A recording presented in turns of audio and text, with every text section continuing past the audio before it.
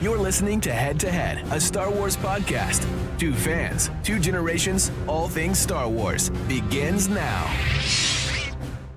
All right. Well, hello, everybody. I'm Eric Vansel. And I'm Daryl Sanders. Uh-oh. You know what? I didn't even think to do this during the actual thing. Tap on your microphone. Yeah, you're actually going through your laptop mic. So, I don't know. Just talk loud. Yeah, just talk loudly. So I assume that, of course, you probably have your cocktail in hand because it is a Visions review. Yes. That better? Let's see. Is it? Check 1, 2. Yeah, well, I mean, it's okay. So whether it's coming through your laptop or no, sounds okay. So Ronaldo, of course, is joining us, which is no surprise because Ronaldo is the one that actually suggested that we do this. And so, you know, he's kicking us off right out the bat, man. He's saying, so, did you hate it? Did you hate it? All right, well, kind of like I did yesterday, I'll go first on this one. I like this one. I actually like this one because, and I will say this, that I did, in case anybody, I don't know, maybe didn't get this on the last episode, but last time we had talked about that one of your problems with this whole series, in a lot of cases, is the lack of context. Mm-hmm.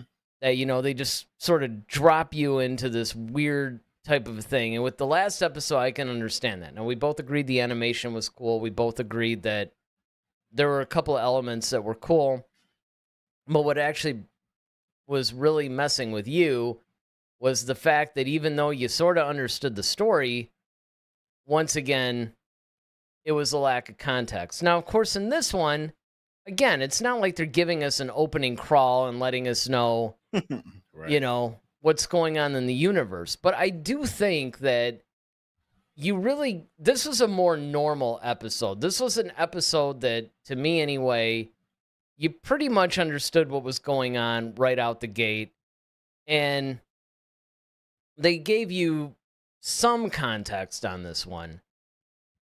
And again, I thought that the storyline was really, I mean, it was pretty plain. It really wasn't one of those weird symbolism type of a thing. So, I mean, before we get into this episode, just overall, I could say that overall, I did enjoy this episode. So, but it's not about me. Usually I'm saying that when it comes to the audience, but this time I mean you, because you're always the one where it's kind of like it's a yay or nay type situation. This one was tolerable. It was, I didn't hate it. I didn't love it. It was tolerable though. Well, that's Like, not. That's a pretty good it's not a endorsement. scathing. Yeah. Yeah, it's well, last week it was right out the gate with you. You're just like, look, I hated this. Yeah. This is horrible. Yep. This is they always exactly open with what the I crappy expected. ones. Yep. That's true. But yeah, this one was cool. At least I got the story relatively easily.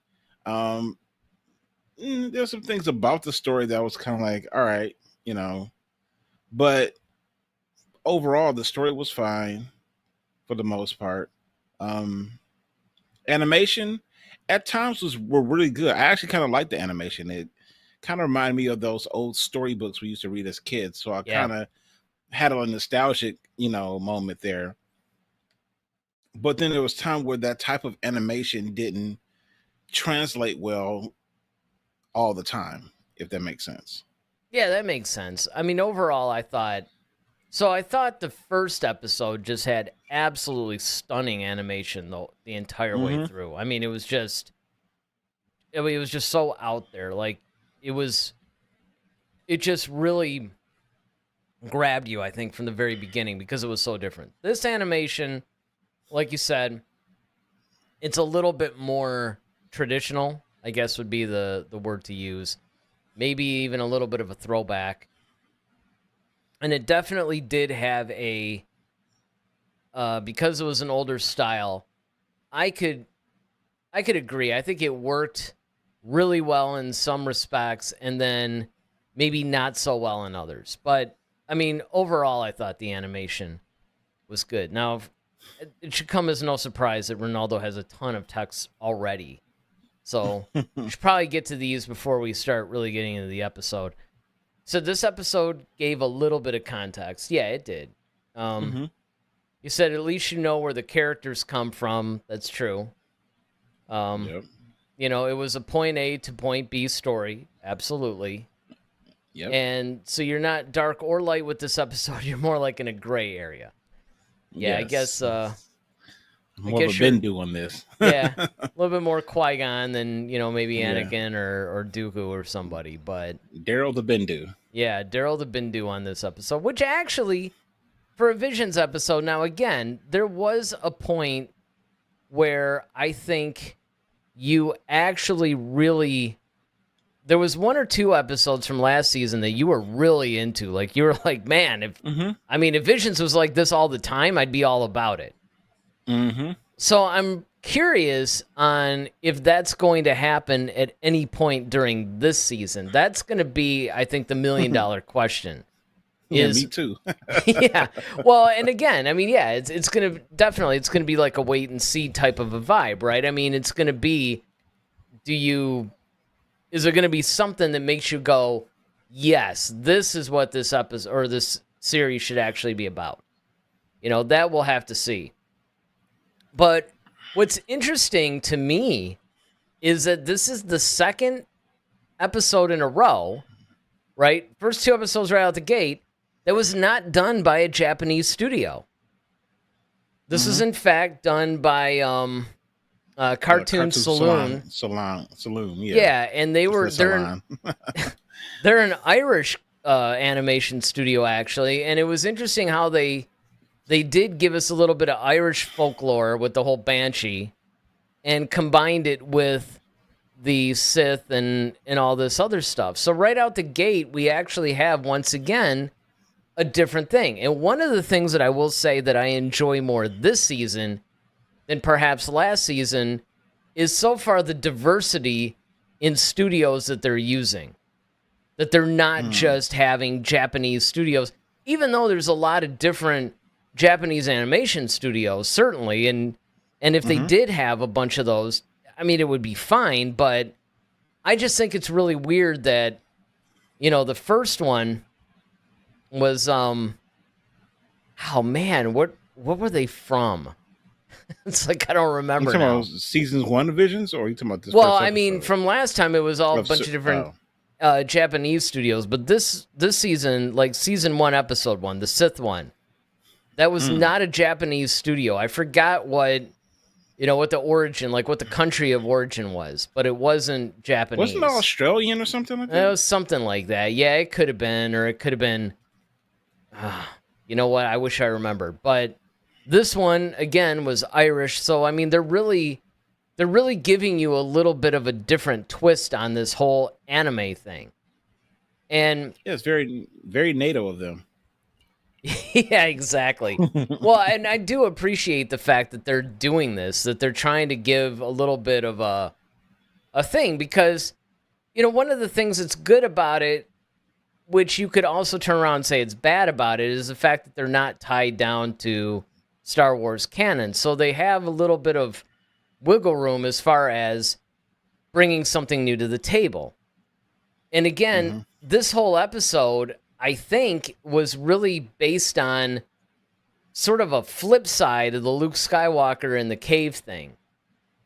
Instead of Yoda, who was a Jedi Master, who was guiding Luke and all this, you basically had what you assumed was a Jedi artifact or something around her neck or whatever, but really it was a Sith artifact. And a Sith ends up coming at the end and basically guiding her. She's not really good or evil necessarily, but obviously she's being guided by the Sith. And, excuse me, you had Angelica Houston, who actually voiced the Sith at the end, which I thought was a really nice touch. So they did do some things that, I don't know, I thought was really interesting and really cool. Yeah, I mean, I really like the animation. It kind of reminded me of, remember like the early versions of the Bernstein Bears books? Yeah. Well, it's no That's what surprise. These guys have done, I mean, they're an Emmy award winning, so they've won a ton of awards, and they did do a bunch of children's stuff. Actually, I have some of it here.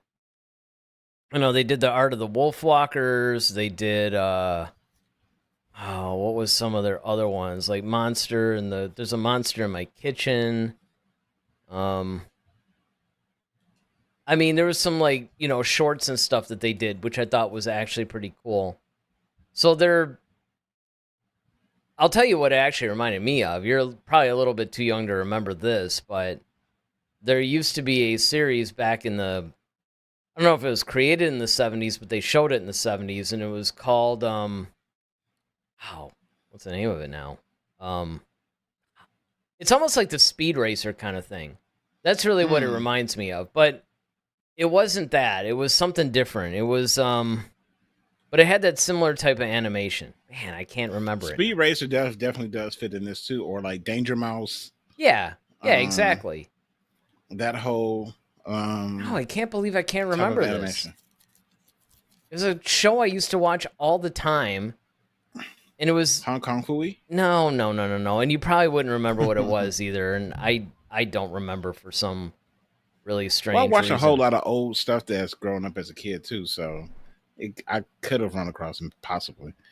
All right, well, David writes in, and in typical Andor fashion, of course, he and Ronaldo can probably argue in the comment section.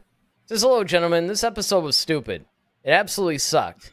And tell us how you really feel there, David. Actually, you and Daryl might be. He might need one of these, man. Yeah, kindred spirits. And the animation looked like garbage. Who even are these characters, and what was that thing at the end? Now, of course, Ronaldo comes in and he reminds us who did the first one. It's called El Gori Studio from Madrid. That's right, they were from Madrid. And then he goes on to say, I almost died laughing with David's comment. Yeah. Oh, yeah, that's my brother.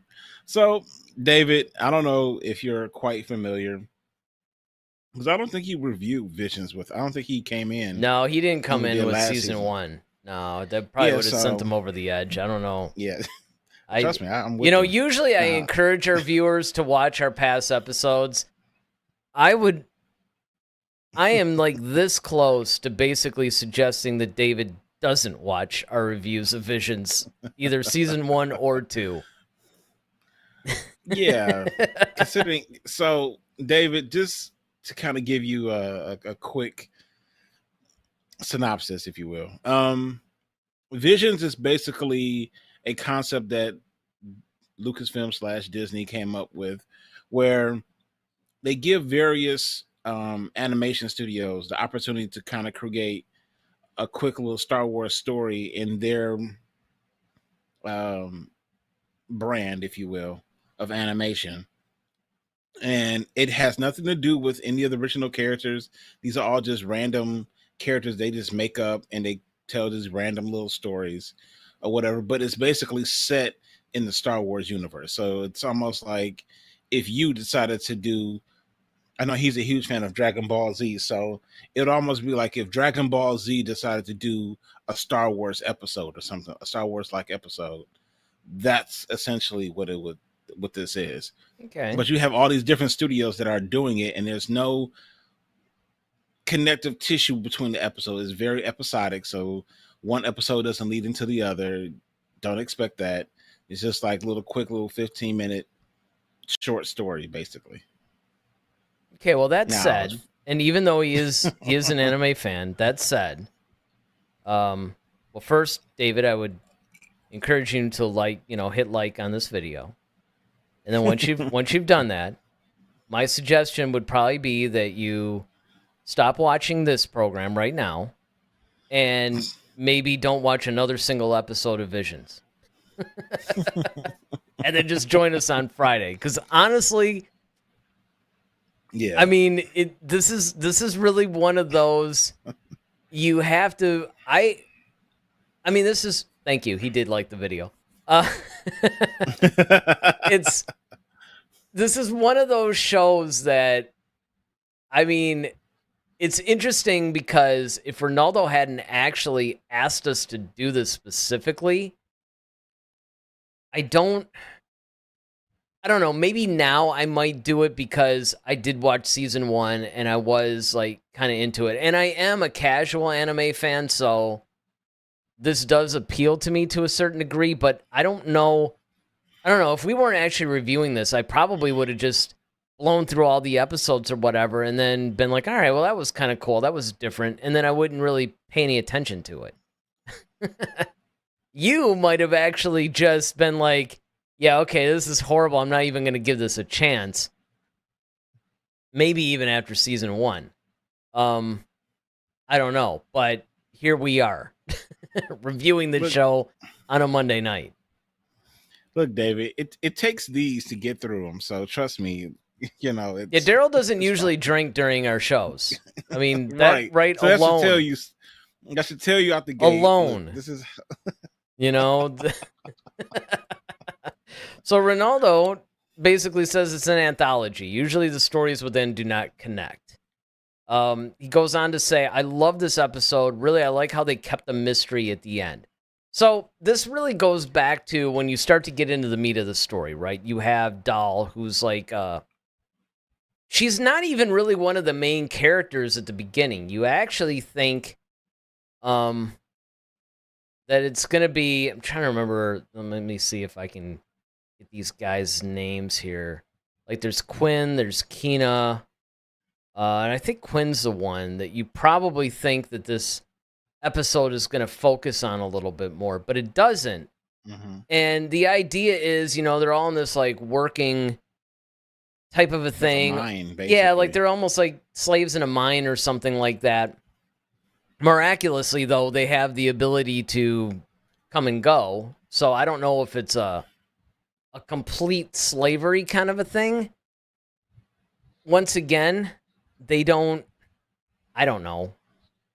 But what's interesting about it is I could almost see this being the plot of a Skeleton Crew episode because I get the vibe from the way that they describe Skeleton Crew that it's going to be this kind of a thing, right? You have a bunch of kids that are going off and they're exploring or whatever. So they hear about this place called Screecher's Reach, right? Where it's a cave that is supposedly haunted and they want to explore this, right? So, I mean, this is something that's been done a lot as far as kids go, right? The kids all want to explore a haunted house or whatever, and they end up doing it and find something. Well, this is a little bit of a variation on that. And so what ends up happening is they go to this cave, and there's something kind of dark in there. And, of course, they end up, you know, having this whole, like, campfire the night before, and they're just talking and all that stuff. And then eventually they do go into the cave. They get separated because they ended up getting freaked out or something. And then Doll said, okay, I'll be right behind you guys. She ends up getting separated from the group, and then she ends up facing this banshee-type character from Irish folklore. But what they did was they combined it a little bit with the whole Sith lightsaber kind of a thing. And then, of course, Doll's thinking, oh, this is all in my mind. It's all in my mind. And then, you know, the banshee creature cuts her with it. And it's like, nope, this is real. Yep. And so a little bit of a battle ensues. She ends up trying to escape. She ends up using the Force to bring this big, like, stone thing or whatever down on the creature. Kills it with her lightsaber. Well, with the Banshee's lightsaber, and then goes out, and then actually this whole like little amulet thing starts talking, and what you thought was a Jedi artifact is in fact a Sith artifact, and this is sort of like a test, and this Sith that's voiced by Angelica Houston is like, hey, you know, you can come, you can be my apprentice or whatever, but you got to leave everything behind, and then of course Doll makes the choice to do so. And so this is in a lot of ways a what made it interesting to me anyway is this is almost a flip of what we actually saw with Luke Skywalker and the cave. It's very reminiscent of that. If you really look at, there is that whole Stand By Me element to it, of course, but if you really look at it from that, it really is like Luke's whole cave thing. And whereas Yoda was guiding Luke and Luke failed at the cave and he realized, okay, the cave is showing me that if I continue along this path, I'm going to fall like Vader. Remember, Luke didn't know that Vader was his father yet, but the imagery was definitely there. Vader's face blows out as Luke. Yeah, it's... Yeah, definitely a lot of foreshadowing. Right. You don't necessarily need to be some sort of Jedi Master to realize, hey, this is what this thing is telling me. Now, what's interesting about this, though, is that even though it's a flip-flop of that story, Dahl's not necessarily doing anything that's, like, evil or bad or anything like that, but it just goes to show that, she eventually decides, okay, I want something beyond, what I know now, and she ends up leaving her friends behind. And that was actually touching to me. When everybody was crying and all that stuff, that, I have to admit, that got to me a little bit. Yeah, I think the story was cool because it seemed like they were a family. They were like their little... Yeah, exactly. Like a little pack. Yep. And you kind of had them going on this journey together, and they're like, oh, well, we could, while walking, we could take speeders, and they're hopping on these little rinky-dink speeders and go into the cave. And amidst that, I was kind of wondering, like, okay, it kind of gave me that whole Rogue One vibe. I want the Force is with me. Every time she kept grabbing that amulet, Yes. And yes, absolutely. And so I was kind of wondering, like, okay. And then when she started, she kind of had a Rey moment when she was kind of like, be with me. Yep. And she was reaching for that stone. And so I caught those little subtle nuances in there. And when she kind of used the Force to move that stone, she was kind of like, whoa, okay. She was kind of like, what the heck is this? And then the whole Banshee thing, I kind of was like almost like a little zombie type thing, because that thing was actually really freaky, man. I have to say that creature definitely was chilling, in my opinion. It kind of reminded me of The Ring. Yes. Yep, I can see that.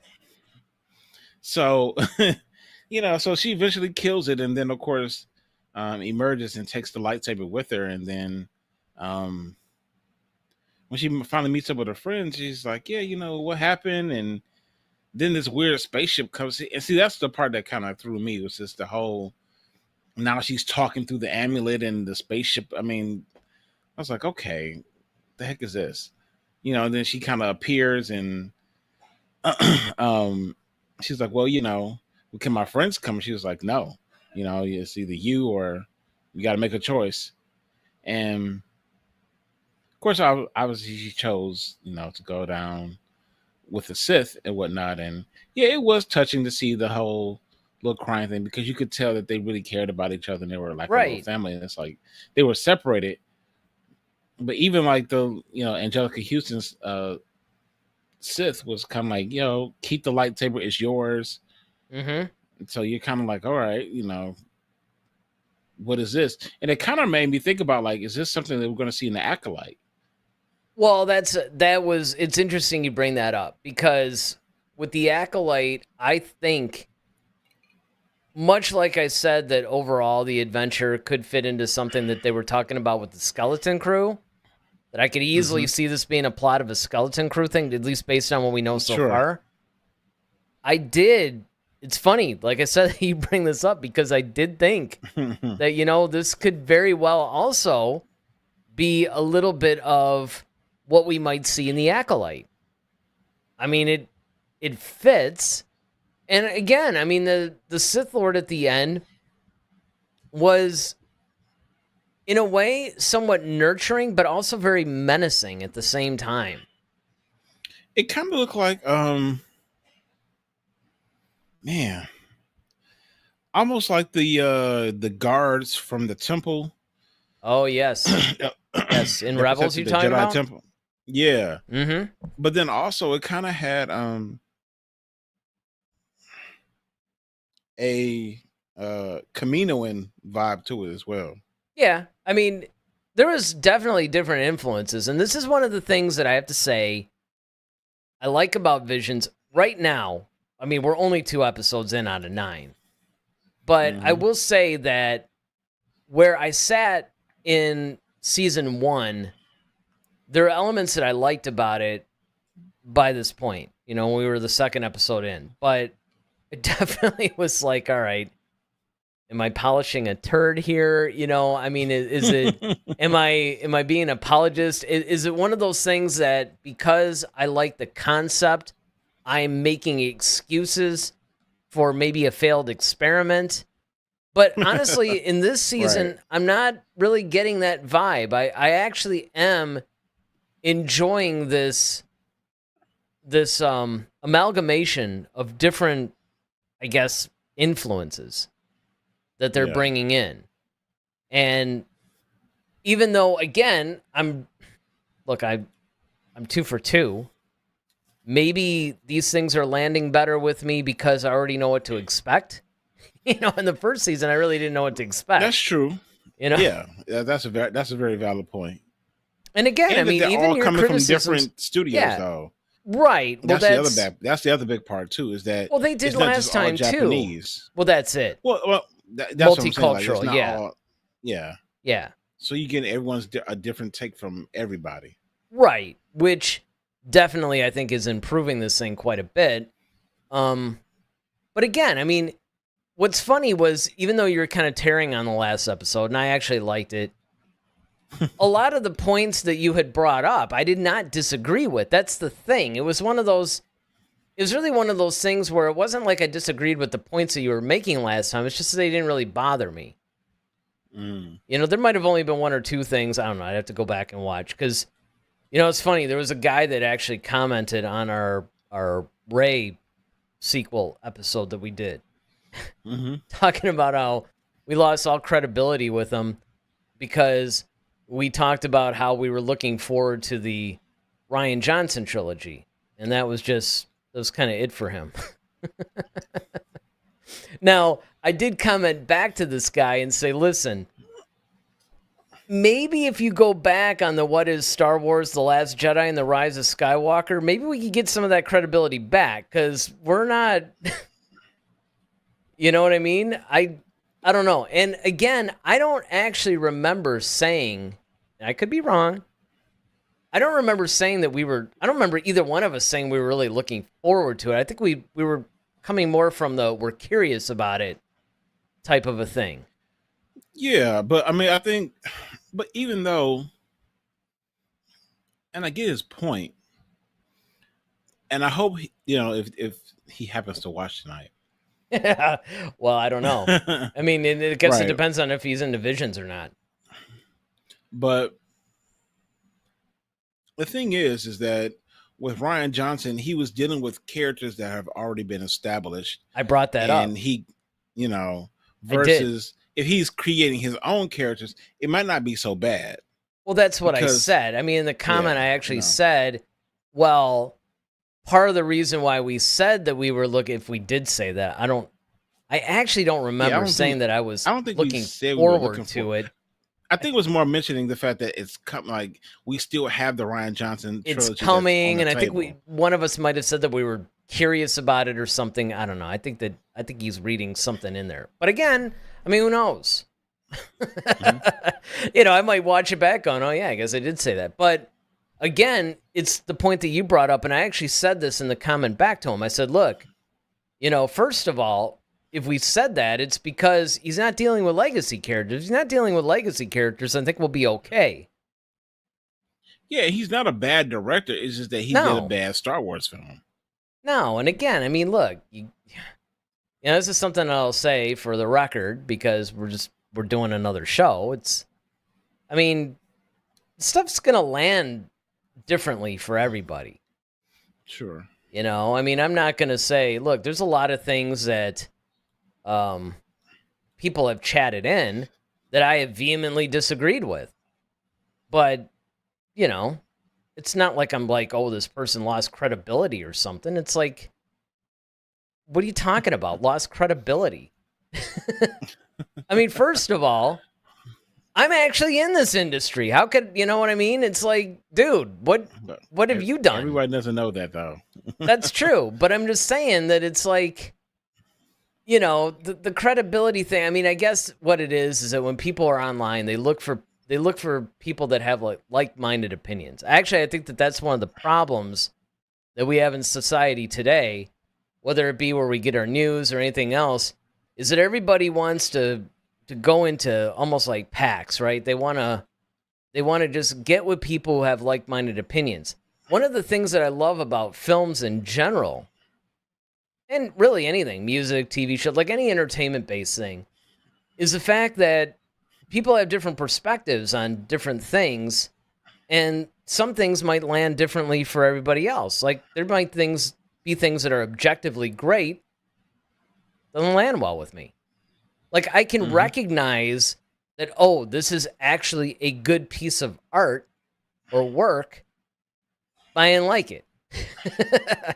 Whereas I think a lot of the problem with people is that if they don't like it, they just say it's bad because they don't like it. Right. It's all opinion driven. Yeah, right. that's where the subjective starts to overshadow the objective. Is a lot of people. It's scary. How many people do not have the ability to say things like, well, you know, this is actually a brilliant piece of work, but it does nothing for me. Or the opposite. You know, this thing is horrible from a technical perspective, but I absolutely love it. Right. You know, it's... And so I think that, you know, people... That's one of the best things about doing a show like this, is that people like different things, and it's fun to talk about that. You know, we don't... you like visions. I think it's, you know. Well, so far. Well, actually, this was definitely in play last week, because last week, I remember it was so funny. You know, I started out the show. I'm like, yeah, you know, I love this and I love this. And, you know, it's like, all right, man, what do you think? And you're like, yeah, I hated this. This is trash and all this stuff. And I'm like, okie dokie. Speaking of which, here we are. David's back. Yeah, David's back. Well, Ronaldo, of course, has like 60 things he said, but David did have this one thing. He says, Eric, how do you like this episode? I imagine this is going to be a classic example of how you and Daryl explain things better than they actually are. Like Andor. I had to do it. Yeah, you know, David is famous, and, you know, he's very infamous for telling me, because, you know, we'll talk off camera, and, you know, he's like, man, you know, you guys really have a knack for like making things sound way better than what they are. Which, in a way, I think that's sort of a good compliment. I mean, I guess we're good at marketing, but on another thing, but you know, I choose to look at it differently. Let me tell you how I view that comment, because I think what he doesn't realize that he's saying, but I think the reason why it feels that way is because, again, this is one of those, okay, I like it or hate it kind of things. Like, take Andor, for instance, because that was a big thing with Dave. I mean, every week it was like this, like we had to prove to David how good this show actually is, right? And it just didn't land for him. And look, we get that, right? Not everything is going to land, but I think what it is, and that's what David was responding to, and hopefully other people respond to it too, is that we can actually take something, rank it objectively, and say, well, okay, here are the things that are objectively good about it. Here are the things that are objectively bad about it. And then we go into what we actually liked and didn't like.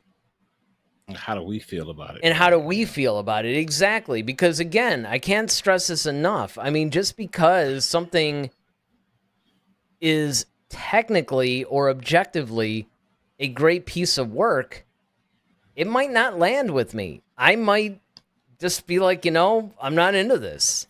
I mean, it's Yeah, happened. well, I'll liken it to this. And I know David may be able to respond. He might be, be able to understand it in this capacity.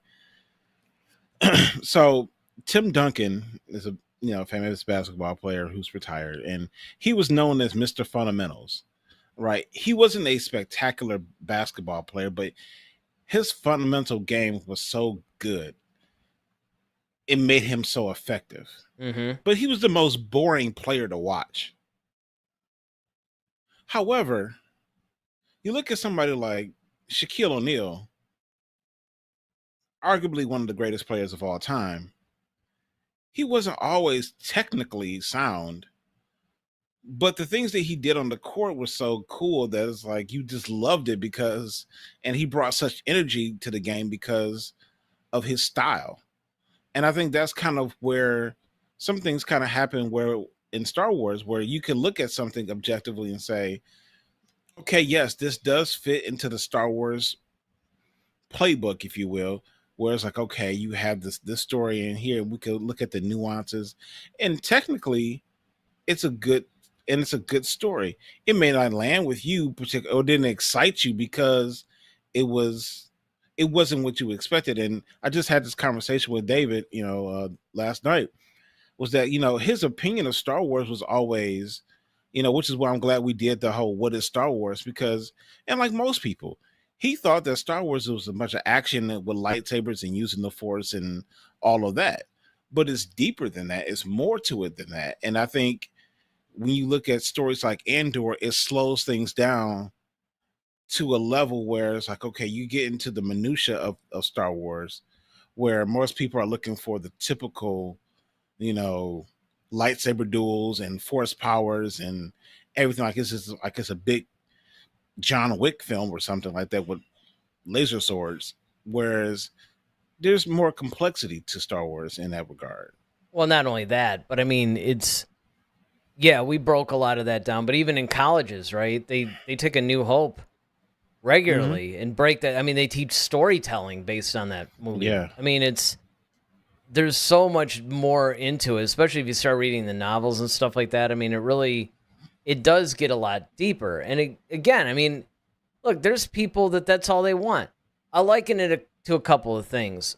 You brought up in sports, how there might be some people that they have the fundamentals of the game down but aren't as fun to watch. And then you have other people that are more fun to watch, but maybe technically they're not executing everything 100% perfect. You can look at that in music too. There's a lot of players who are really dynamic to watch, and maybe they're not the best players in the world. But again, something like Star Wars, there's a lot more depth to it, I think, than people realize. And another thing that you can even talk about too, you briefly mentioned John Wick. It's like the Fast and Furious films. They're fun. Oh, David's favorite. Oh my goodness. Here we go. But the thing is, now the first two, I would argue, are actual. Just having this conversation with somebody today. Those movies, particularly the first one, but I would include the second one in it too. Those are actual, straight up crime dramas. They feature fast cars, like that's the I guess like the environment or whatever that they're in. The backdrop, yeah. Yeah, there you go. That's it. That's what I'm trying to say. That's the backdrop, right? But I mean, if you really look at those two, the first two films, they're very much crime dramas, just in the backdrop of the whole racing thing. Yeah. You start to get into the third, like 3 and 4 are kind of a hybrid. This is where it starts to get a little bit more action-y, to where they're starting to favor the action, although there's still some meat to the plot, though. But then once it gets into the fifth one, now you're starting to get into this Mission Impossible and then eventually James Bond kind of thing, and it just becomes fun movies to watch. I mean, from a filmmaking standpoint, nobody is going to accuse them of being Oscar-winning movies by any stretch of the imagination. But yet, not at all. but yet they are fun movies to watch. It's eye candy. That's basically what it is. Yeah. And that's where, you do get some differentiation. And especially in the world of animation. I mean, that was one of the points that you made about last week's Visions episode, where you're like, look, I mean, it was beautiful. The animation was incredible. Unlike anything you really seen. But not a lot of substance. And I didn't necessarily disagree with that. Granted, I did go in depth on all the substance that was in there, but I can see where somebody might get that. So let me get through all these Ronaldo chats now. He says it was basically a longer version of Luke's fight in the cave. Absolutely. He goes on to say, I'm not sure if that character at the end was a Jedi or a Sith. Total Sith. A Sith. Yeah. Sith. In fact, I went back and I checked on StarWars.com and their synopsis of it, and they even confirmed that it was a Sith.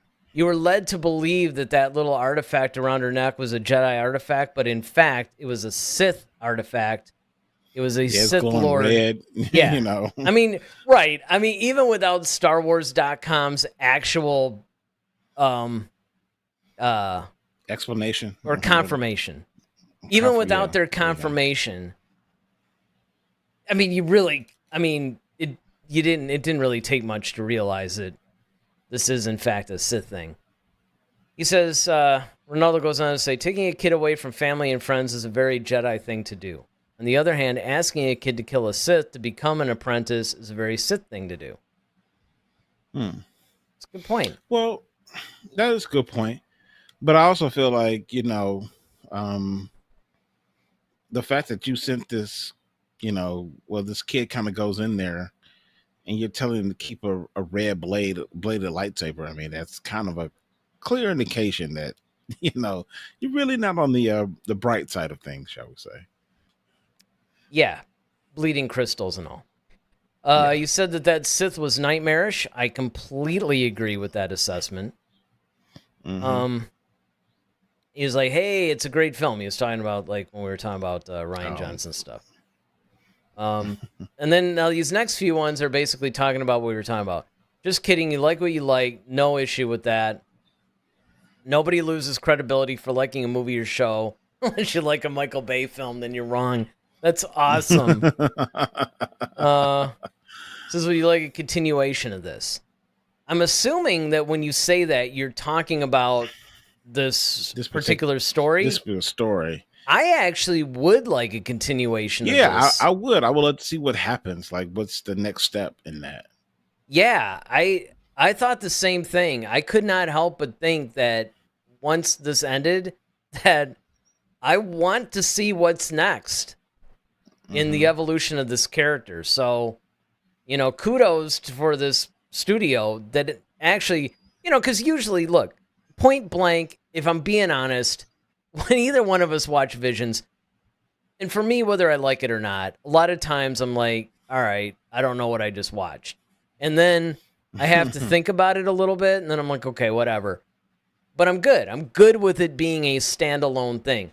There are a couple of things, though, that I would not have minded continuing on. Now, I do remember from the last season, there was that guy, not the one that I misgendered, with the umbrella lightsaber. So I can't let that one go. But I know. But the actual warrior. This is bad makeup. Exactly. I didn't know which bathroom it went into. Give me a break here.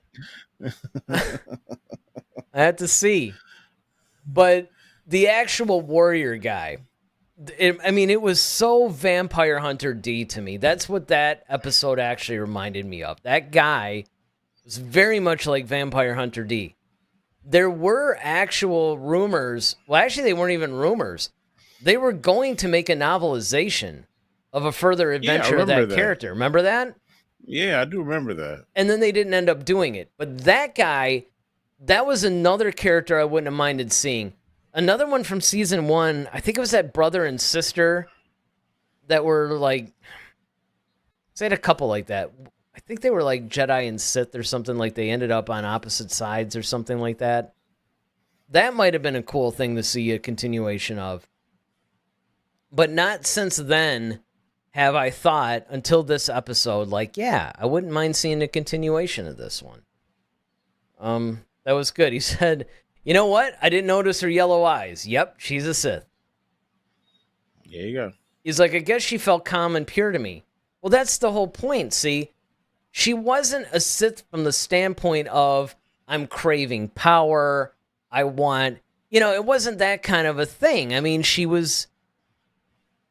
ended up, in a sense, failing what would have been a test if it had been a test. But at the same time, she wasn't, she was pure. I think that was the point that they were trying to drive home, is that if a Sith got to you at this particular time in your life, then you would just naturally go with them. It just depends on who your mentors are, I guess. He says, still, she had some Jedi stuff in her, I think. Oh, absolutely.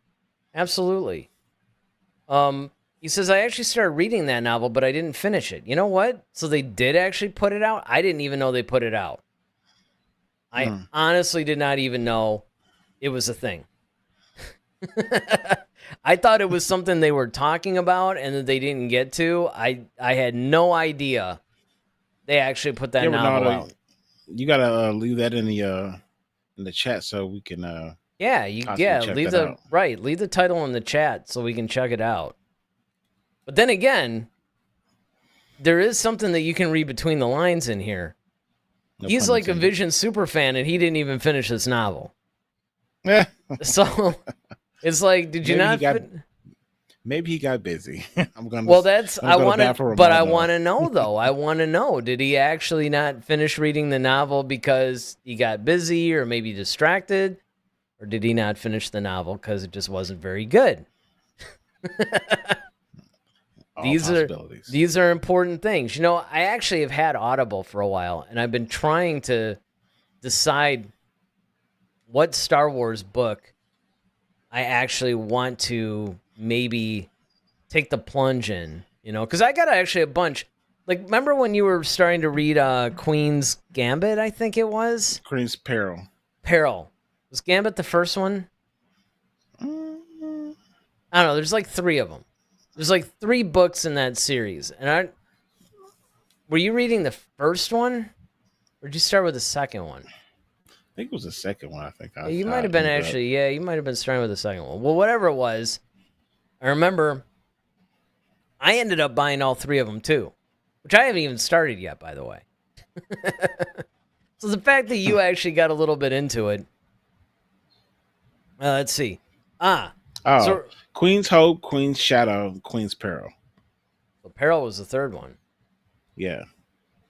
So Queen's Shadow was the first one, Queen's Hope, and then Queen's Peril. I think I was reading Queen's Shadow. I think you were. Yeah, I think you were. Yeah. So it was the first one. So Ronaldo says it's called Star Wars Visions Ronin. Yeah, how can I forget that? It's like a stabilizer brand.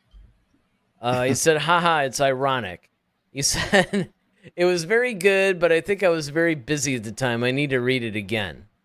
Well, that's good. I mean, we've all been there. Look, I mean, I actually also have. So I read the first book in Thrawn Ascendancy, but I haven't read the other 2. And the first book of Thrawn Ascendancy was incredible. I highly recommend it.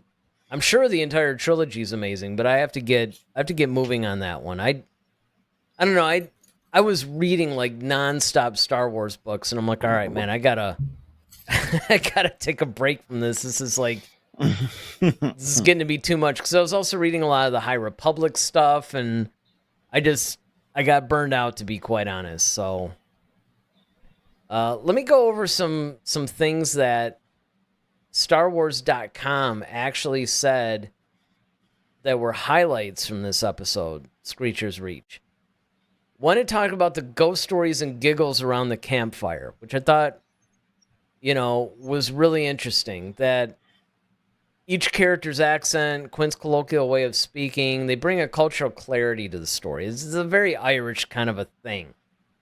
That, again, this is the kind of thing I think they need to do for a lot of their stuff. You know, if they're going to bring in all of these different elements, different influences, they should really emphasize that, right? I mean, yes, do it in the anime style, but if you're not Japanese or whatever, if you're a different studio that has a different cultural identity, put that in there.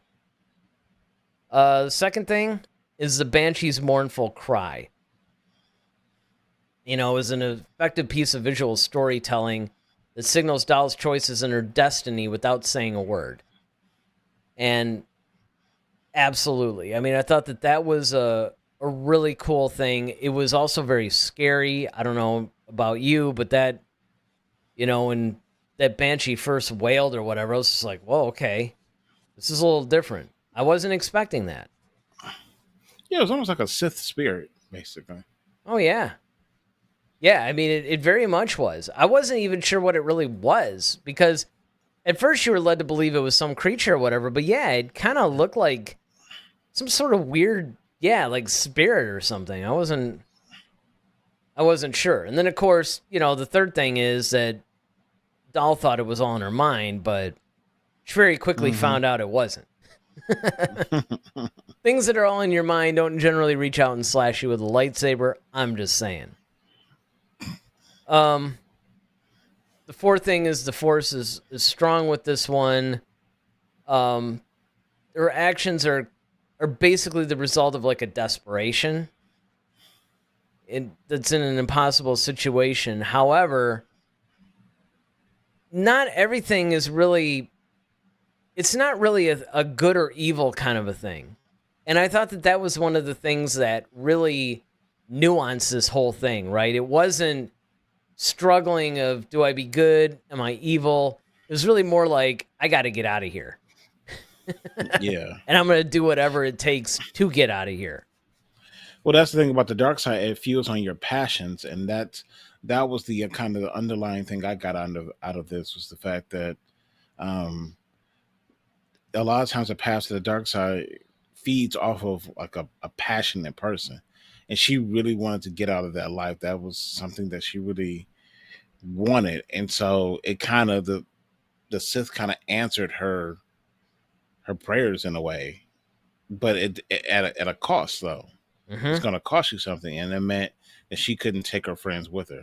Well, that brings actually to the fifth thing, which is her decision, because you could tell that it was a point of no return for her, right? That she had made this decision. But you do have to wonder, did she instantly regret that? Or is she just going to embrace the darkness now that's within and continue on? That's where Ronaldo's point of, yeah, it almost would be cool to see a continuation of this storyline. Mm-hmm. Now, obviously, we're not going to get that this season. At least I don't think so. But it would be interesting if maybe they continued it last season. But I was sort of hoping for that with Ronan as well. Now, if anybody out there... Because, again, they did release these all at once. I mean, we're reviewing them week to week. But the entire series is out. I mean, you can literally binge watch it in a couple hours. They're only 15 minutes long, basically. So, you know, you could just put the thing on and, I don't know, maybe 2.5, 3 hours later, you're done. So, for those of you who have watched the entire series, like Ronaldo, for instance, I'm sure, I'd be really curious on whether or not any of these stories from either, say, Ronan's story from season 1 or this particular story in season 2, do any of these things continue? Because that's another problem, I think, with this series.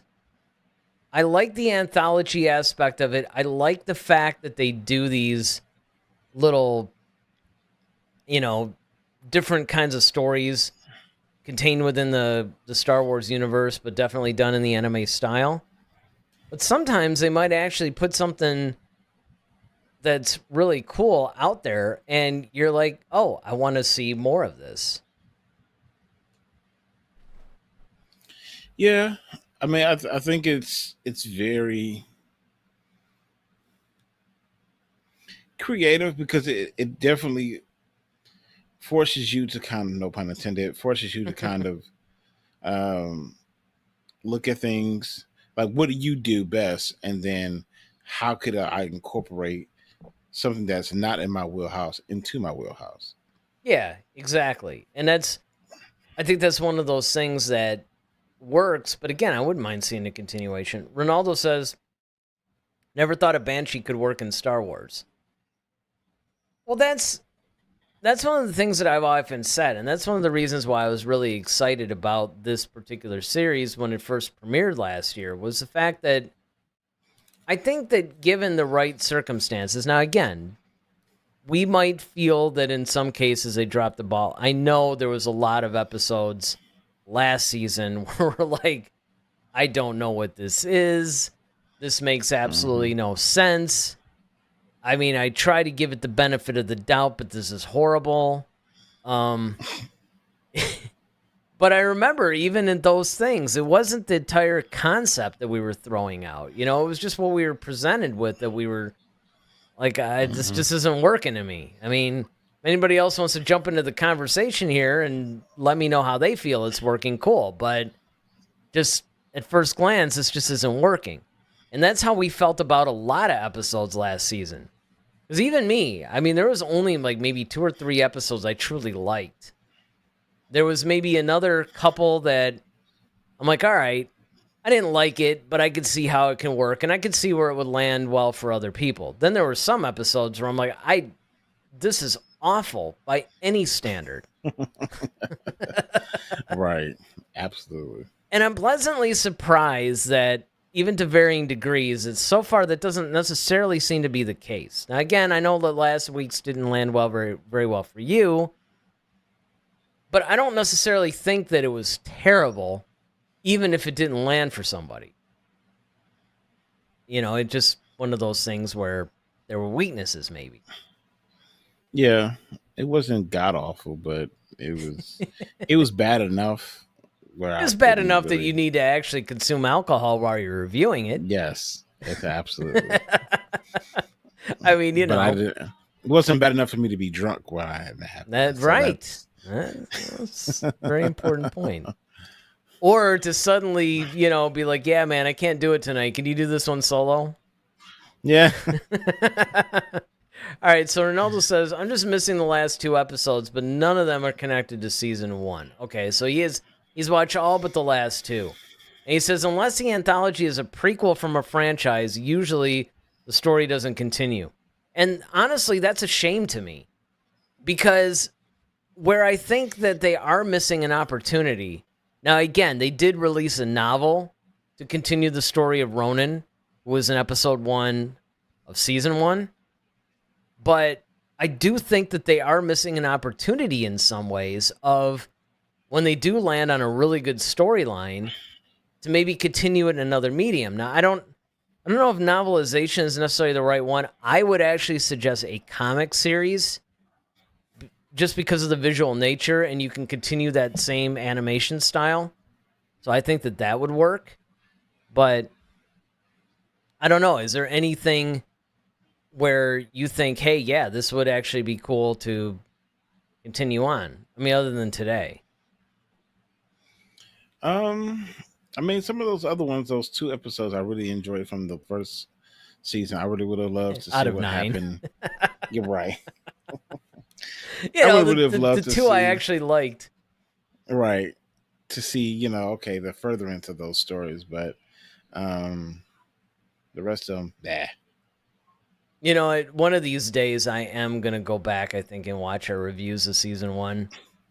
Just so you can hear my rants.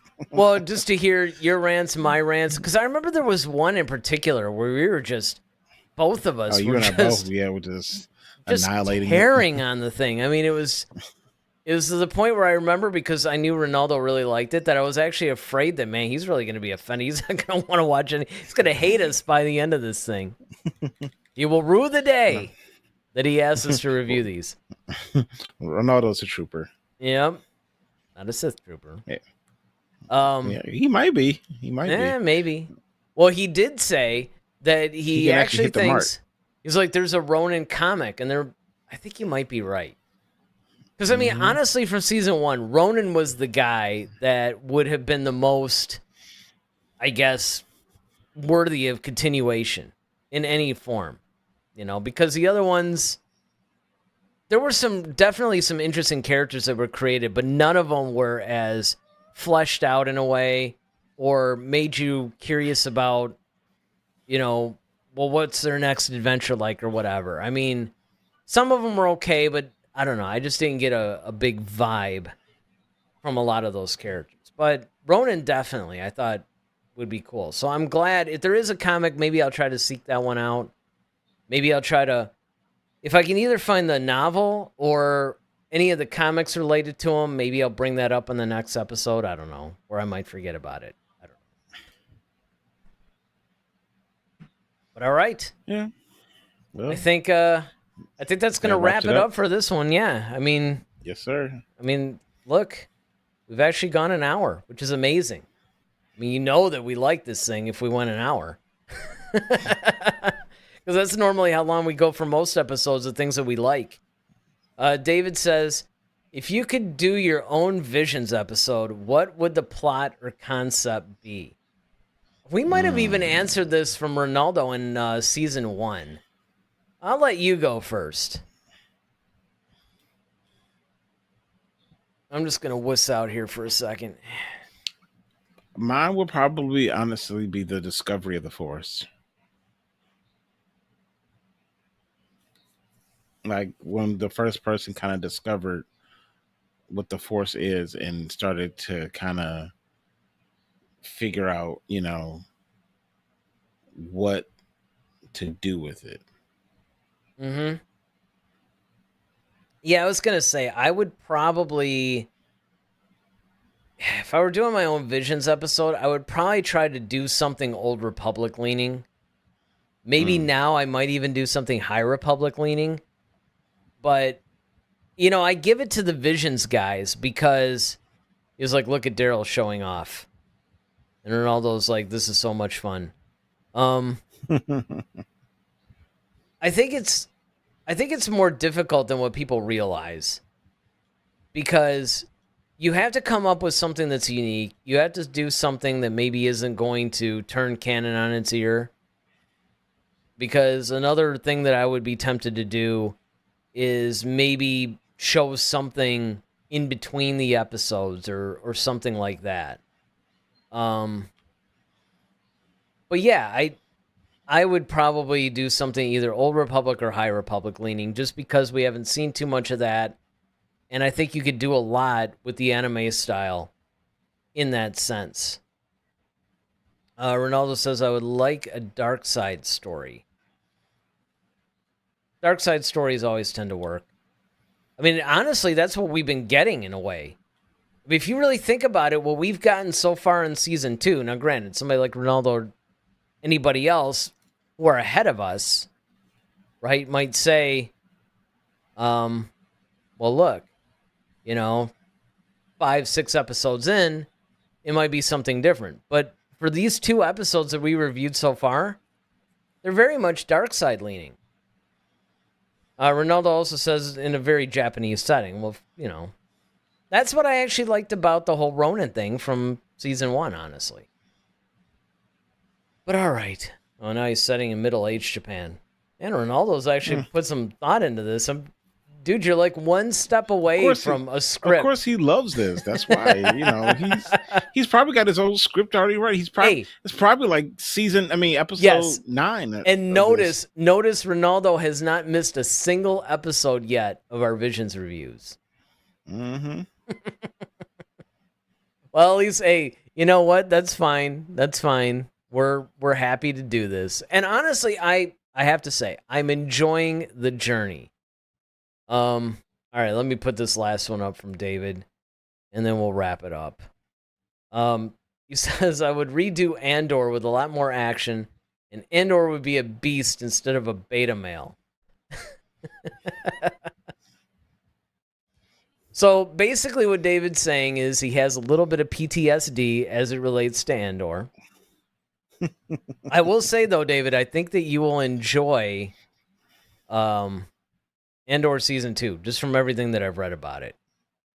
Because this is going to bump up a little bit closer to Rogue One, and I think there's going to be more action in it. Ronaldo says, I've sent like 400 scripts to Lucasfilm. Well, you never know, man. I mean, hey, you should actually send one of these things to one of these animation studios. You might have more of a chance. Like Cartoon Saloon was actually talking about, hey, join our team or whatever. So if you got any kind of animation or storytelling thing, who knows? I mean, maybe we'll review one of your episodes. We just start trashing. Exactly. Start going, this is like the worst piece of crap ever or whatever. Ronaldo says, like, hey. Oh, wait. So Ronaldo's giving us a preview. I actually have to put this up on the screen because he always likes to give us a preview of the next week. He says, I think you'll like episode 3. Gives a lot more context. Well, you know what? We'll see. Context is everything. So at the beginning of this, I put a poll that was talking about whether you guys were happy, essentially, with season 2 so far or not. Kind of a yes or no thing. And it's a 50-50 deal. So half of you guys are happy with what's going on in season 2, the other half not so much. But always let us know in the comments section, good or bad. We respond to everything. Because again, we know all this stuff is subjective. We know it's all opinion. We love to discuss Star Wars. We're not looking for everybody to, agree with us and everything else. In fact, sometimes the best discussions come from when you disagree with us. So keep it coming in the comment sections. Make sure you like and subscribe to the channel. And then hit the notification bell if you guys want to know when we're going on live. Although traditionally speaking, we try to do it every Monday night at 8 and every Friday night at 8. So we actually don't know what we're doing Friday, do we? Did we talk about this? I don't know. Yeah, we actually did. You're right, we did.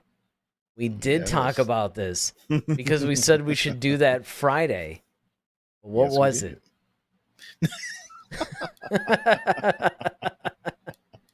It's the Leslie Headland. Yes. The direction of the Acolyte. Right. It's going to be all woke and stuff. So yeah, David should love this. If you're into all the woke and SJW stuff, I suggest you tune in next Monday when we do Visions episode 3. Because we're definitely going to address why Star Wars is now starting to go off the rails with all this stuff. So, well, we'll get into it. We'll see. We'll really read about it, do our research, all that stuff, and see what Leslie Headland is going to do with the Acolyte. She's basically saying it's going to reflect our current times, which, sneak preview, I think is a huge mistake when it comes to Star Wars, but trying to bring social issues from today's era into Star Wars, the woke agenda and... So stupid. Just colossally stupid. Can't even emphasize how bad of an idea that is. But tune in next week when we go more in depth. So with that, I'm Eric Vansel. I'm Daryl Sanders. May the Force be with you. Always. Head to Head, a Star Wars podcast. Be sure to follow us on Twitter @HeadToHeadSW. Submit your questions for our next show. Visit our official website at headtoheadswpodcast.com. Until next time, may the Force be with you, always.